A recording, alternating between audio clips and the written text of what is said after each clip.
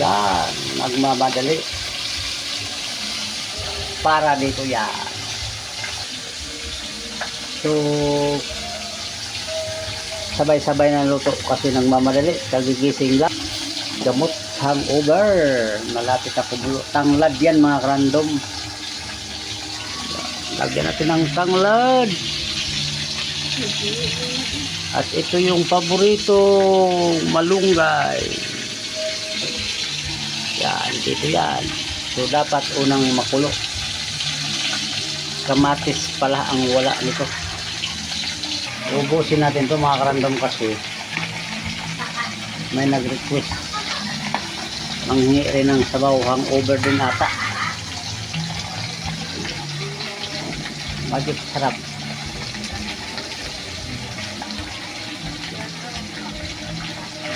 Magic sarap.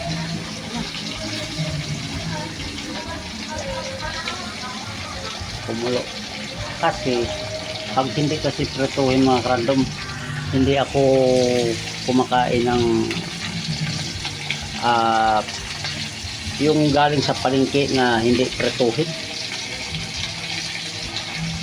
Nalalansahan ako. Tuto na to, patay na to. Yan. So konting kulo na lang.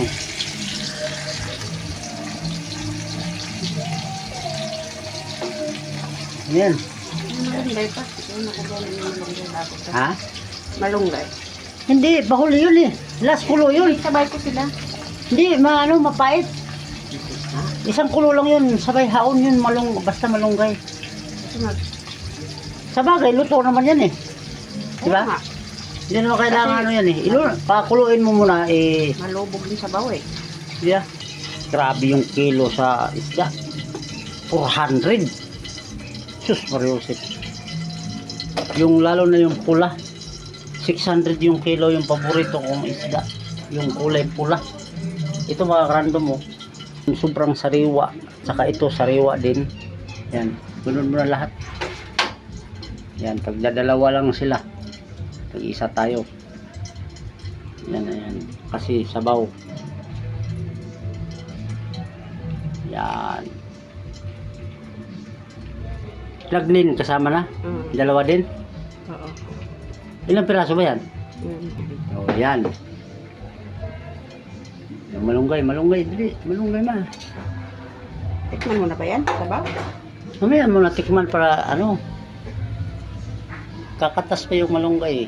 Yan yung gamot sa bagong gising. Hindi talaga yung mawawala mga random pag malunggay. Ako lang nakaubos sa malunggay. Kapitbahay namin.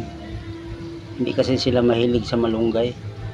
So ako lang nakaubos sa malunggay. Sayang eh, hindi nila type yung kamunggay. Tawag rin malunggay. Yan. Bye bye.